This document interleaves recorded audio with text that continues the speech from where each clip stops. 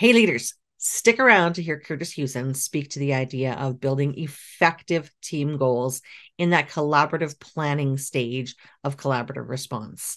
Hear him talk about SMART goals and why they're important, but really come hear about the perspective about it being a collaborative and incremental process in order to improve things for students. Leading organizations with intentionality and purpose is complex work, and dedicated leaders work tirelessly each and every day to build impactful cultures of collaboration. But effective collaboration is difficult and messy. The good news is you don't have to do it alone. Join the Jigsaw Learning team for leading collaborative response, sharing insights for leaders committed to establishing, refining, and deepening collaborative response in their organization. Welcome again to Leading Collaborative Response. And once again, Kurtis Hewson, lead learner and co-founder of Jigsaw Learning, is joining myself, Jennifer Ferguson. WeCollab with Jigsaw Learning. So hi again, Kurtis. Hey, Jen. Great to see you once again. Great to see you once again. And it would appear that the weather there is a little bit warmer than it is where I'm at. Like, you still got a golf shirt on, and I'm like starting the wearable blanket phase. It's still during the day, but there's a bit of a chill coming in the air, and we've got leaves starting to fall on certain things. It's that weird time of year where I don't know whether I'm supposed to go and rake things, water things, let them go, unplant. Yeah. So I generally just leave it until somebody tells me I better go and do something to get ready for winter.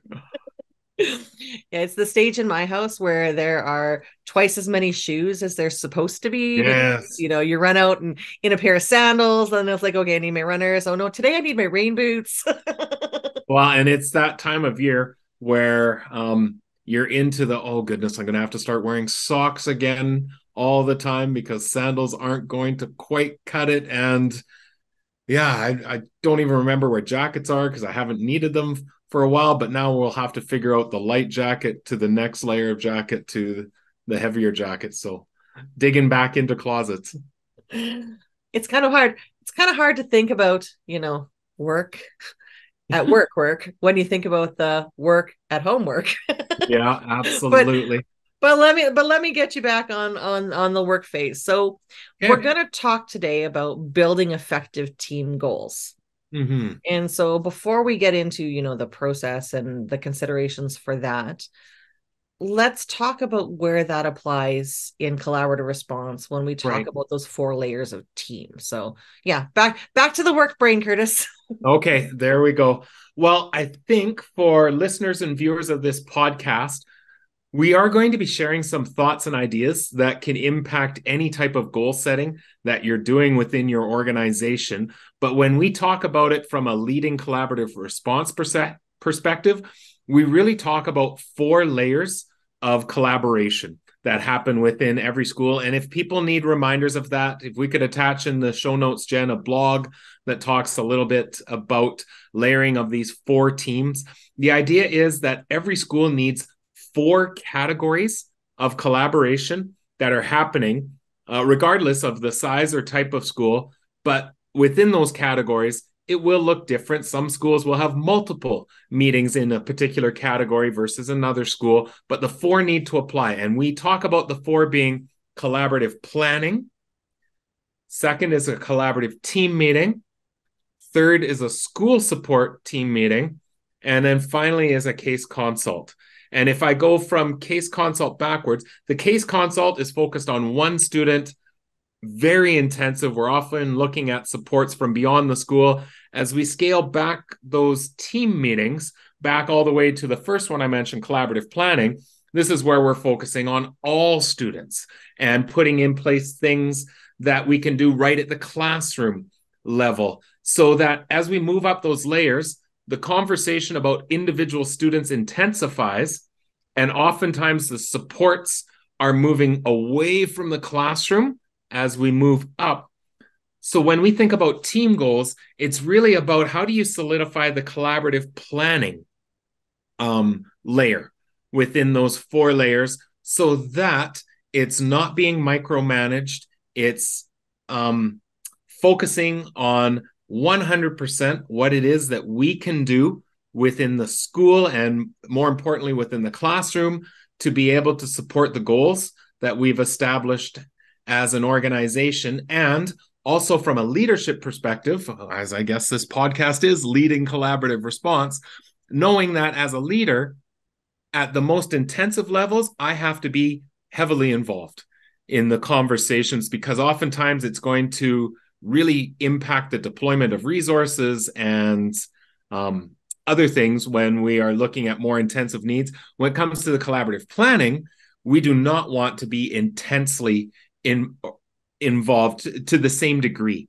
We want to be able to ensure at the collaborative planning level that there's autonomy that is given to the team and that they're able to set their direction, but still ensuring that there's a common or aligned focus, but that it's owned by the team at that collaborative planning level. Again, this is really informed by work from a couple decades ago when Rick Dufour was really talking about professional learning communities and the idea of loose, tight leadership, being able to say, as a school, we will see variations of these 4 layers of teams. And at collaborative planning, our teams will have goals.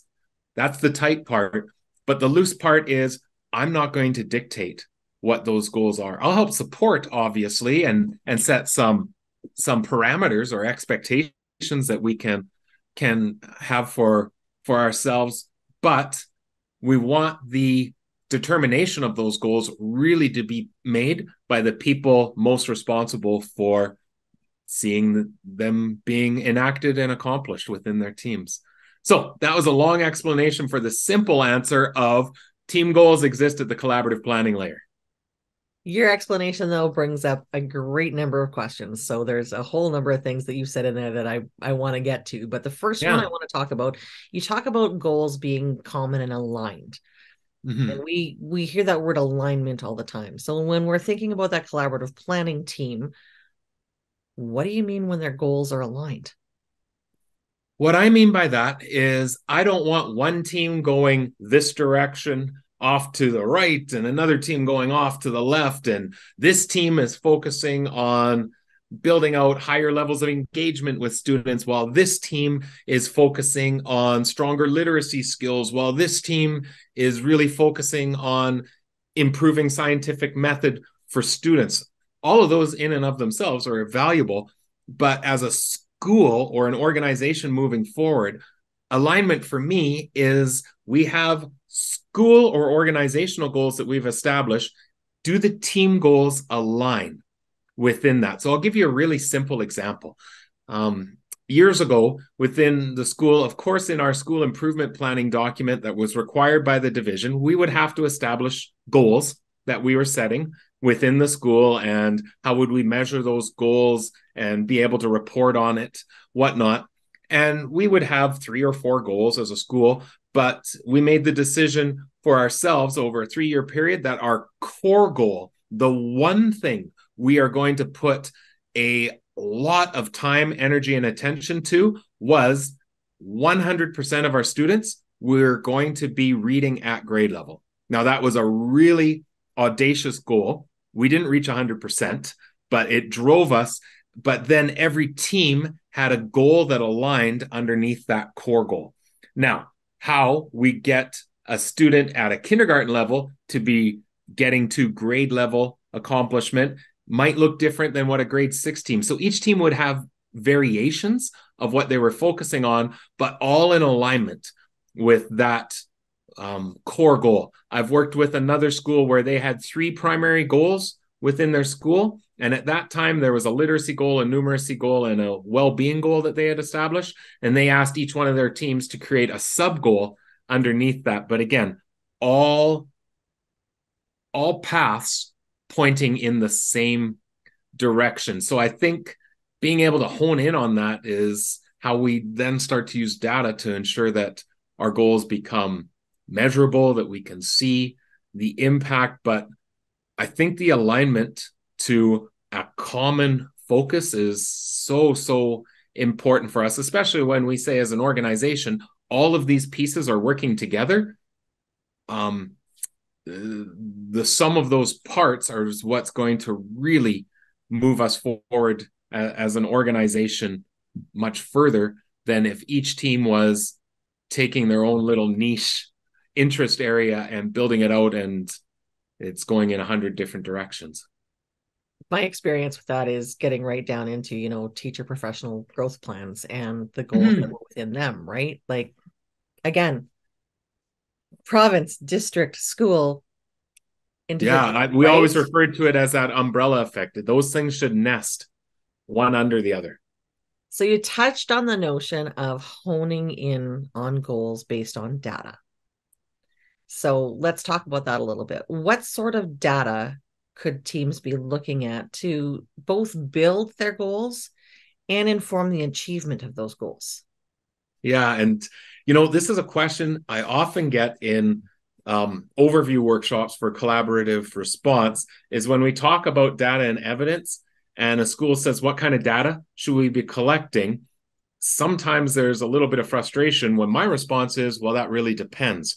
But it does. It's highly intentional in saying that, because we shouldn't be asking what data should we be collecting. We should first ask, what are the key priorities that we are trying to move forward in our school? And then what would be the key measures that we would utilize that indicate to us that we're having growth and impact? So I'll come to a simple example for us. When we said our core goal is students reading at grade level, 100%, then we would be able to say, okay, here's the literacy data that will evidence to us if we're achieving that goal.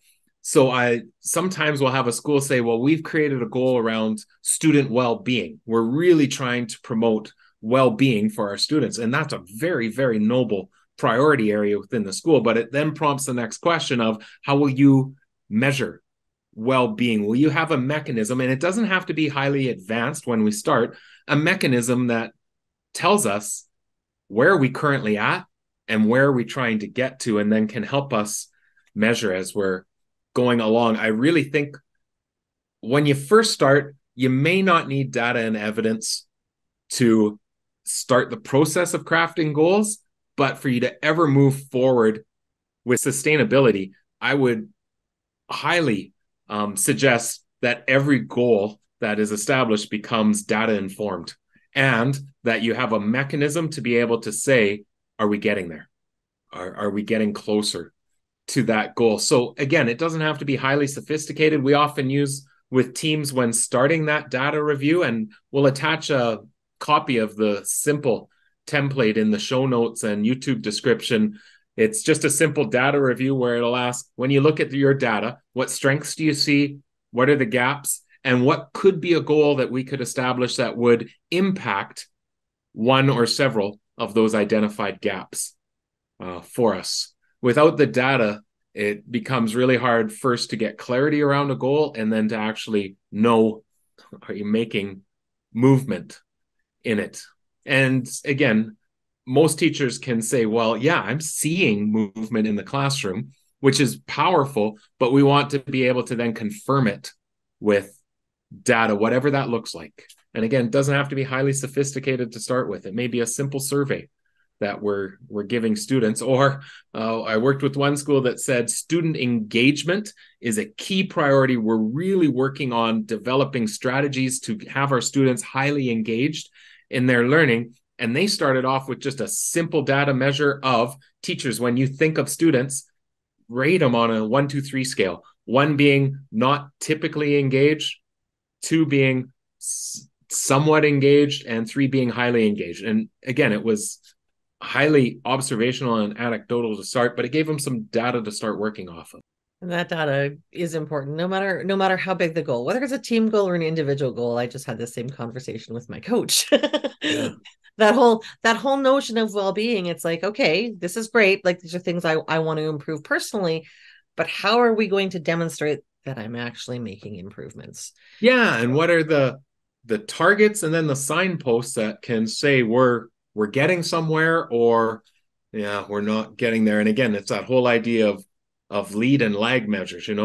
When I think about health and well-being, a lag measure could be, for myself, it's fitting into this size of pants by the time I've really done all this work, or being able to run this particular race or something. But I need lead measures as well that can in time show me, am I making incremental steps to the bigger one that I'm trying to get to? So when we think about goals, I mean, we set goals for ourselves, but as a team, we want goals to be effective. Mm-hmm. And I mean, I've written some very lofty teacher professional growth plan goals. I've written some very wordy school improvement plan goals. I have too. What makes a team goal effective? Yeah, and I'll go right back to what you said around personal experience. I have written the goals that say we will improve in the way we deliver literacy instruction to our students. In my mind, I have a sense of what it is that we're going to do, but that's a highly ineffective goal. I can't measure it. It's not specific for us. So I certainly subscribe or align with the idea of SMART goal design.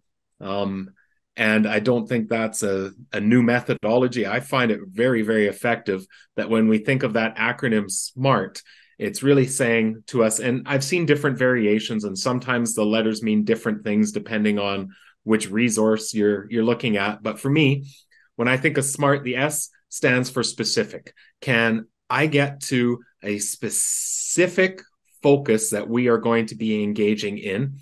M becomes measurable. Is the goal measurable for us? A is attainable. And I'll talk a little bit about that because I think there's a sweet spot of attainable, that it's not so easy that we can accomplish it in our sleep. But, I subscribe a little bit to, we can be attainable, but in a way that's going to stretch us just a little bit, like that idea of the 100% of our students. Now, someone could have debated, that's probably not attainable for us, but it was the aspiration of attaining it that was so important for us. Then the R being results oriented. And again, that goes a little bit with the measurable, but it's what are the results we're hoping to see as a result of the goal that we're putting in place. And then time bound. Is it time bound? And oftentimes when I'm starting with a school or an organization on their goal development, we'll often start with a simple close statement that says, by blank, we will see blank as a result of blank.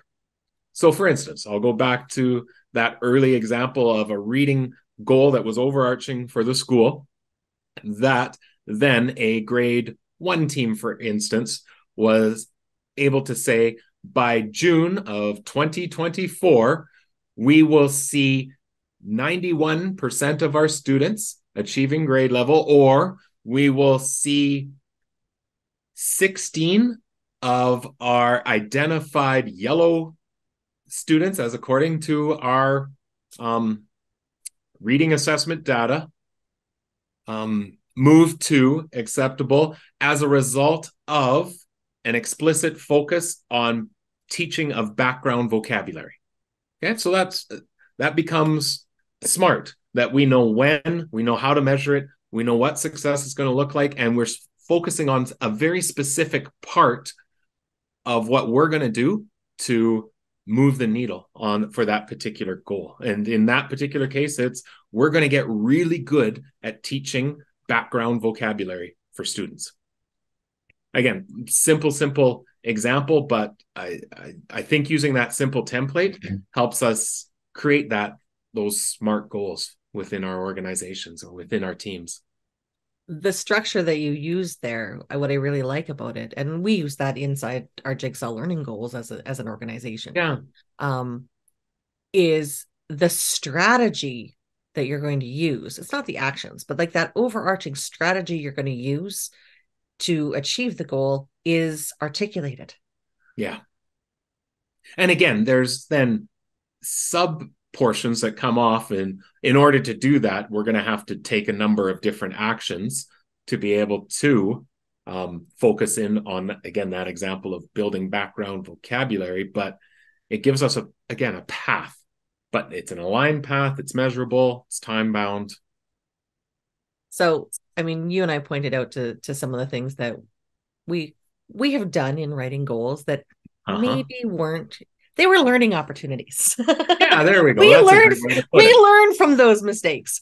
Absolutely. So when you think about teams that are crafting their goals, right, that articulation of them, what are some of those, the most common things that we could say, you might want to rethink that? Yeah, so I think some of the common one I already alluded to is, finding that sweet spot for a goal around the attainable, and a team that says we will achieve this by just continuing doing what we're doing. We're already on a path, so let's make a goal that we're guaranteed to get to. I don't think that challenge or pushes us a little bit, or when it gets to be so incredibly ambitious, that we will see every student graduate and move on to post-secondary within their first year of graduation. Well, that's probably very, very, not attainable, nor is it something that we want to potentially attain. It's too far. And again, I like the idea of, you've heard of it before, the WIG goals, the wildly important goals and stretch goals. I think there's a sweet spot in there that sometimes teams land on either side of it. That's the first one. I think the one I see most often, though, and you and I have both done this before, either as a team crafting a goal or as a leader helping teams craft goal, is when the goal is focused on what is it the team is doing rather than what they hope to see as a result of what they're doing. And I'll give you an example. When I had one team that said, our goal is that by the end of June 2024, we will become proficient at delivering gamification as part of our lesson development. Okay, that's a really, really important or valuable goal that you've set, trying to incorporate gamification for the purpose of student engagement. That's awesome. But you're now setting the goal of what you're going to do, where I would flip that just ever so slightly by being able to say, by the end of the school year, we will see increases in student engagement as measured by our, whether it's a focus group or a survey or as measured by student engagement measures that will be developed as a result of incorporating gamification into our lessons. So I think getting away from the goal is what we're going to do. And again, I've seen this before, especially in an elementary, or my specific example comes from an elementary school where the goal was we will create reading center or literacy center resources for every classroom. Okay. Again, really great stuff. And the team was 100% committed to building in some really strong small group instruction and centered learning. But again, it comes back to the why are you creating literacy centers? Well, we hope to see this as a result of the work we're putting into these learning literacy centers. So I think making sure, and again, it goes back to the SMART idea, is are you results oriented? So the learning and the implementation of the strategy as the group of teachers is not the goal. It is the strategy. Yeah. And then I would point out, you've talked about the word hope a couple times, right? Hope to see these results. Mm-hmm. And or expect because I really want to hone in on the notion there that it is about the results, because hope is not a strategy. Yeah, absolutely. Well, and I think I often will work with schools when they set those goals, and one of the first questions will go, why is that goal important? What do you hope to achieve? And then another question that can come out of that next is, so then what's your current reality? And again, both of those point to the involvement or utilization of data to inform the responses for those questions. So Kurtis, I'm going to ask you a frequently asked question, because this is, part of the whole goal setting process, and everybody likes numbers, right? Like, how many words do I have to write in this paragraph? How many pages does my paper have to be? This question is brought to you by WeCollab. Designed by educators for educators, this comprehensive digital system aligns with the foundational components of collaborative response. Moving from conversation to action, WeCollab empowers classrooms, schools, and systems to provide the very best response for each and every child by informing action-based decision-making with data and evidence supporting student success.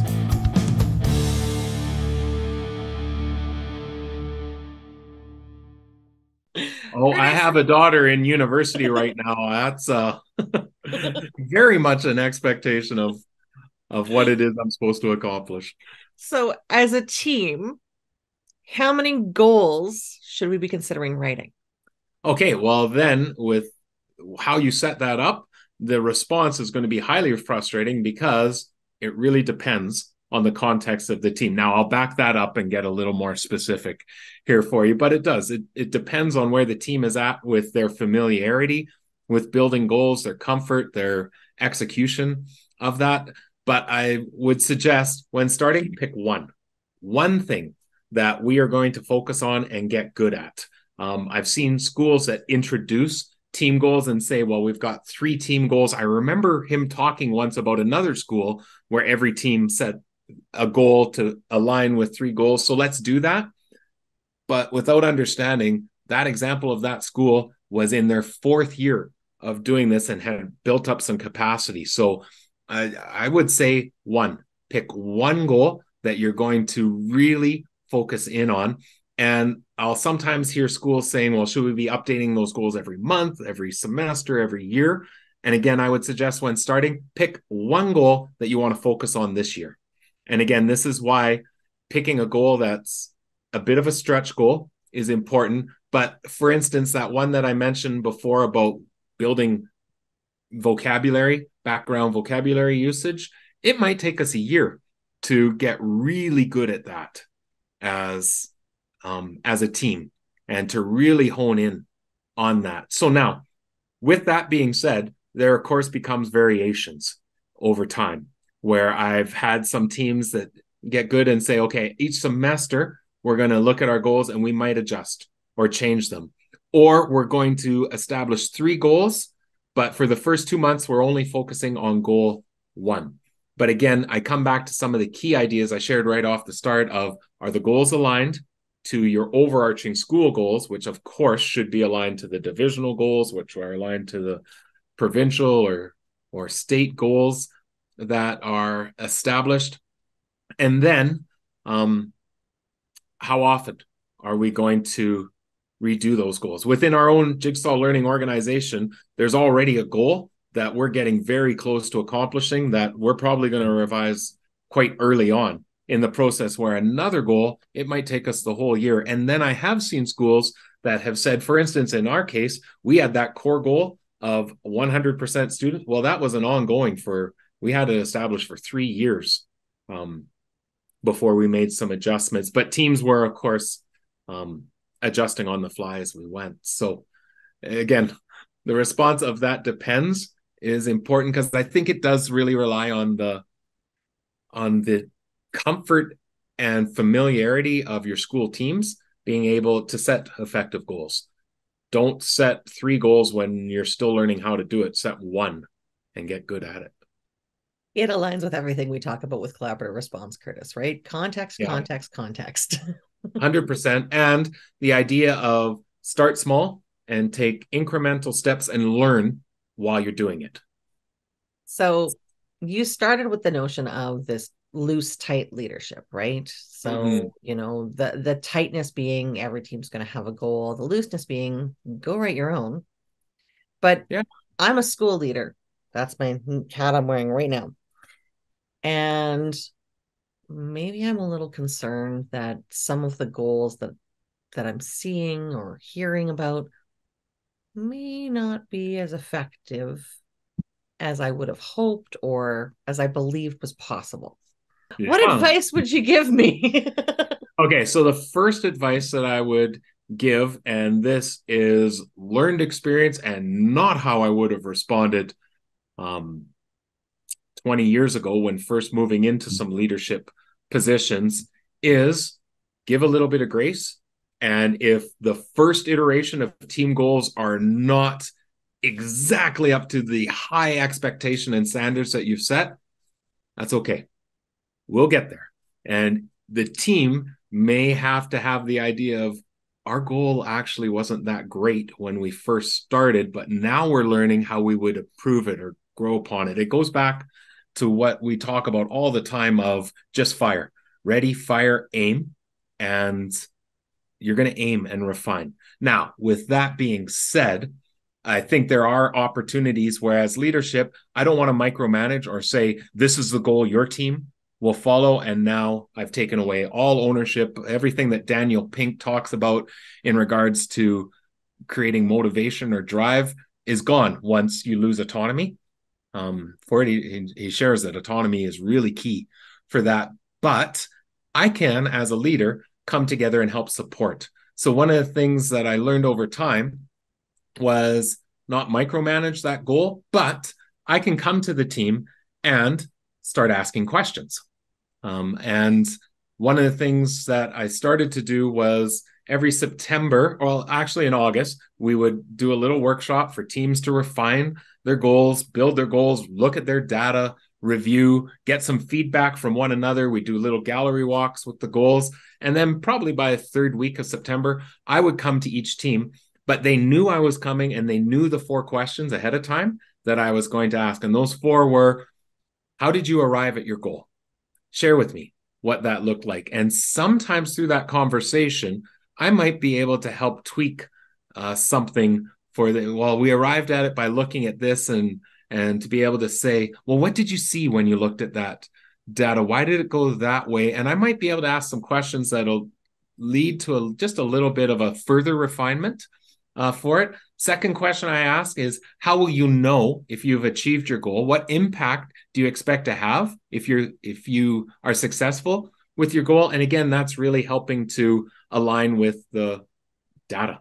How would you measure if this is successful? And I've done that with some teams where I said, okay, well, I wonder if this could be a way to measure it. Let's craft the goal just a little bit to include that measurable component. Then the third question is, what challenges do you anticipate in accomplishing your goal, so that we can predict and foresee what some of the challenges and barriers are going to be, and help formulate some potential ways to either deal with it when we are encountering with them, or sidestep them altogether if possible. And then fourth, what do you need from leadership in order to achieve your goal?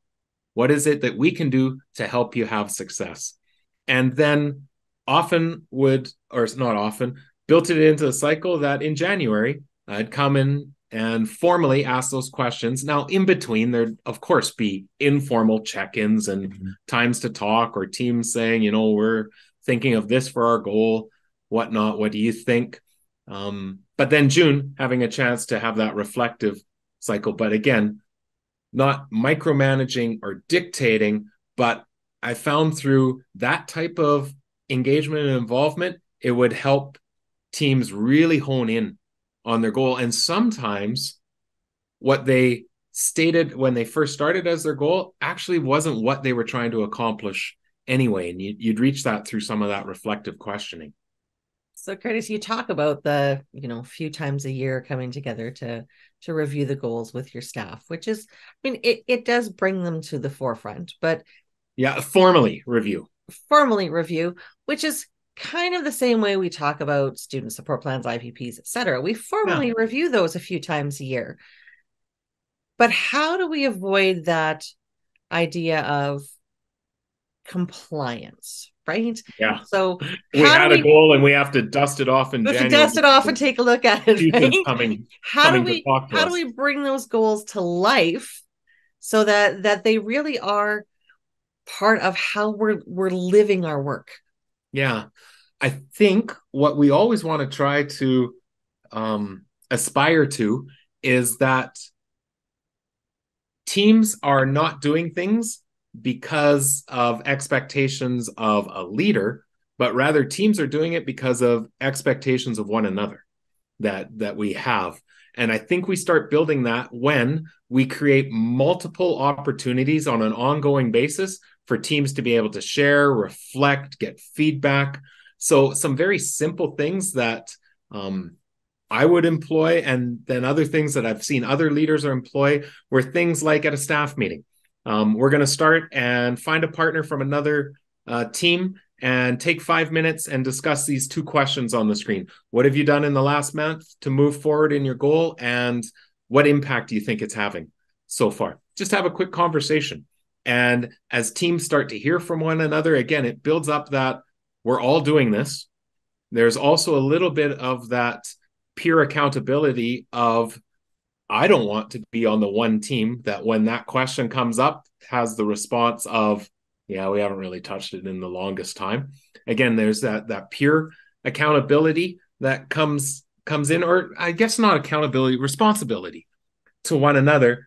And then, on PD days saying, all right, this team has 10 minutes on the agenda to share what it is that they've been doing. Or we're going to get into groups, and each group is going to share, each person is going to share what their team has been accomplishing and how they're getting forward. Or at the next PD day, every team come ready to share where are they currently at with their goal and what is the next step. Just creating multiple opportunities. I even one time had teams take, this was with another school, where they were implementing team planning guides, and we can put a link in the show notes and description of what those guides look like, where they took copies of it, printed, and then put people in their regular teams and said, here's other teams' planning guys. Go through, review, and get ready, because we want for each team to be able to share what's one thing that's really impressing you when you read through another team's, and what's a question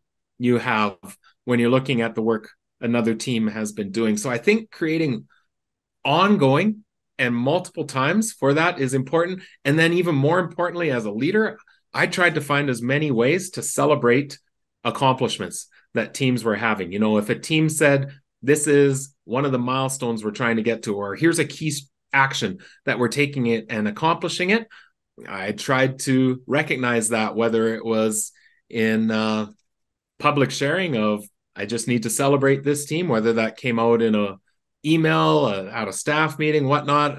Sometimes a team would come to meet and there'd be a plate of cookies or a treat waiting for them with a little note that said, so excited about the work that you've been able to accomplish in this so far. Trying to find all those little celebration checkpoints that we can do to just keep the momentum of those teams. Because again, if teams are accomplishing their goals and they're in alignment with the overall school priorities, by sheer fact of that alignment, we should be able to see growth as an organization if, again, every boat is rowing in the same direction and picking up steam through that rowing. But listening to you talk, I mean, there is truly a passion that you have for that culture of collaboration. Yeah. The strategies you've just shared and the ideas and the little bits and pieces around psychological safety and people being comfortable and confident, like that really highlights for me the reason that we have spin-off podcasts, because it's not all about collaborative response. Collaborative response is built on a culture of collaboration, which is another podcast series that we're running. And I would invite our audiences to go check that one out as well.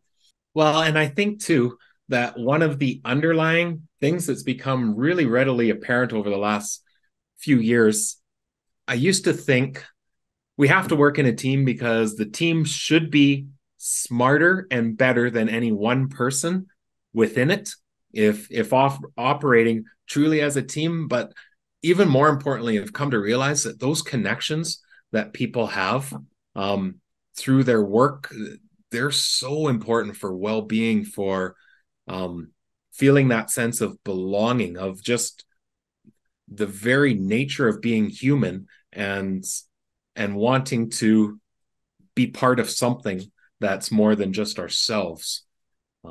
I think that's what's so critically important. And understanding within that, we have to honor and empower and understand that some people need time on their own. And how do we honor that while still having it contribute to a team? It's highly, highly complex work. And I think it takes several lifetimes to figure it out. So, recognizing the complexity of the work, I know that Jigsaw Learning is all about the support. And so you have an upcoming workshop. Do you want to talk a little bit about that and how our audience might get involved with that? You bet. So we are running a series of online workshops that are all about supporting collaborative response, where each month myself or Lorna will take a topic area and just really dive into that. So for those that are just joining this Leading Collaborative Response and you haven't really heard or know about mine and Kurtis's relationship, I have been around Kurtis and Lorna for better than a decade now. And I have had the privilege of watching them clearly articulate the work as it grows and breaking it into smaller chunks. So I highly recommend checking out the workshops, checking out the on-demand webinars that are coming, and checking out all of the valuable resources on the website. And Kurtis, I mean, I'm a fangirl. Collaborative response is the way, and you know this, but thank you as always for making time for our audience who is curious, who are committed to students and staff and learning and just excited about working together. Absolutely. And I'll encourage people as well, if you have questions, if you want to talk through anything, if you want to challenge some of the ideas that you've heard, I'd love to engage in that conversation. So reach out as well. We often will come into schools or organizations and help support the development of effective team goals and lead and facilitate some of that learning. So if that's of interest, please reach out as well. So Jen, as always, thank you for opening the space and engaging in the dialogue that, you're right, is really about how do we maximize and support the great work that's happening out in organizations. And again, it's with that ever-growing desire to ensure that through our teamwork, every child benefits from that. Ensuring success for all students is a moral imperative for all schools, but it takes a highly coordinated framework of structures and processes to maximize the collective capacity of the team. In collaborative response, 3 foundational components that transform how we respond to the needs of learners, we share an organizational mindset that involves fundamental shifts for schools and districts. Numerous school and district examples, as well as access to a large number of resources, are provided within the text and in the accompanying companion website. Join the growing number of schools using collaborative response to ensure high levels of success for students and staff, stemming from the essential belief that every child deserves a team. I always love the enthusiasm that Kurtis brings to the work when it comes to the idea of collaboration and making sure everyone has the opportunity to be involved in the process. And the building of team goals is no different.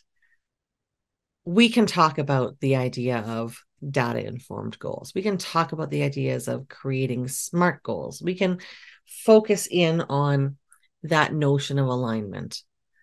But more importantly than those things, which I'll talk about them as being important, but more importantly than those things, which I will circle back to, the first part is ready, fire, aim. Create a goal. Give yourself something to work for. It does not have to be perfectly articulated the first time around. That's why you put in structures and processes, in order to review and reflect. The idea is, what are some of those measures that you're going to be able to put in place that can demonstrate the incremental progress so that we can continue to stretch our goals if we happen to achieve them? So those are the 2 big ones that I want to point out first. Ready, fire, aim. Make a goal and get moving. Incremental progress. You can't get from 0 to 100 in a day. But how could you get from 0 to 10? And then maybe from 10 to 20? Coming back to considerations that Kurtis gave, those SMART goals. We are generally really good at being specific about something. Really, what we want to be specific about are the results that we want to achieve, which is the R. Making sure that in that, those results are going to be measurable, M, and attainable, A.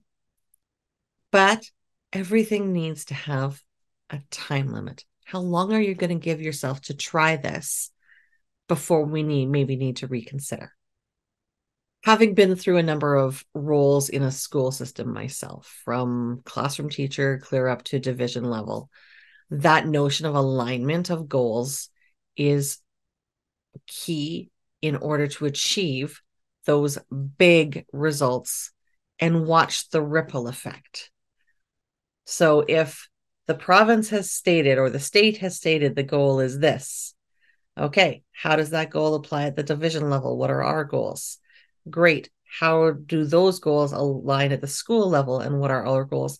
And even going so far as your own collaborative team goals with your team, and then your own individual goals as a teacher.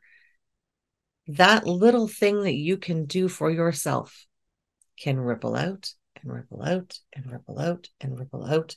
And suddenly we are going to have small, incremental, sustainable changes that are actually creating massive impact.